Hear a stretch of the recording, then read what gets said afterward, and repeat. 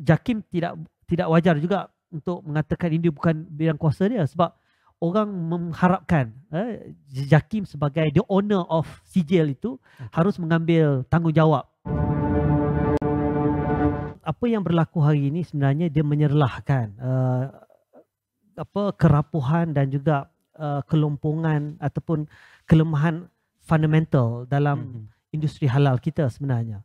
Sebab itulah untuk pengetahuan, waktu kerajaan Barisan Nasional memerintah dulu, waktu itu saya sebagai Timbalan Menteri, kita ada mencadangkan untuk diwujudkan satu majlis halal Malaysia. Kalau dulu halal ini di bawah jawatan kuasa kabinet sebagai satu jawatan kuasa saja.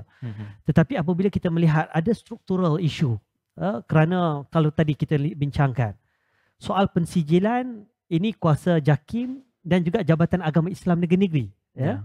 Ini pun kita berjaya selesaikan selepas berpuluh-puluh tahun, di mana kita dapat selaraskan dan seragamkan hanya satu saja logo, iaitu logo Halal Malaysia.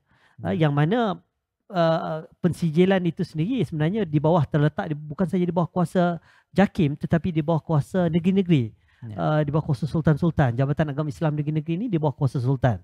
Jadi ini satu aspek. Aspek pemantauan, aspek pemeriksaan, aspek pendawaan, ini satu lagi ruang lingkup yang besar, kerana ada macam-macam akta yang mengawal selia. Ada pelbagai agensi yang terlibat. Tadi disebutkan sebahagian, jangan lupa ada juga di sana Jabatan Perkhidmatan Veterina yang juga memainkan peranan besar untuk menentukan kilang-kilang di luar negara ini, apakah kilang-kilang ini adalah selamat dan sihat, juga bersih dalam sebelum JAKIM sebagai salah satu daripada badan yang akan memberikan pensijilan kepada kilang-kilang tersebut. Ini juga satu aspek yang besar.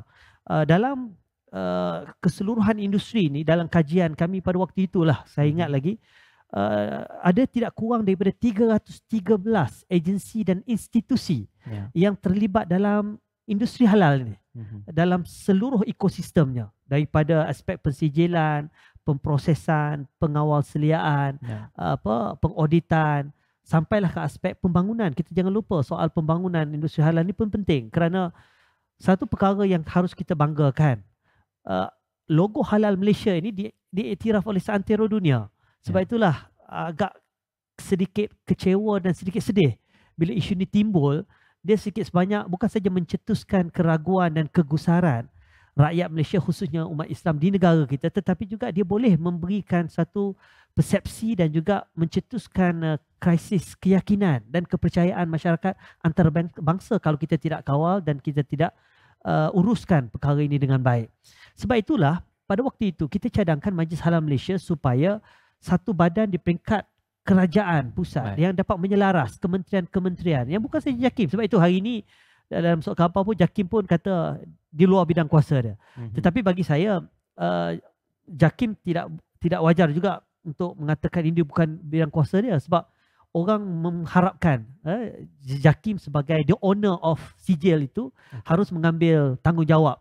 Sebab itulah dalam konteks ini pada waktu itu JAKIM sebagai sekretariat kepada Majlis Halal Malaysia ini, supaya kita dapat kemaskini dan dapat kita seragamkan dan juga dapat selaraskan pelbagai agensi-agensi, termasuk agensi penguatkuasaan.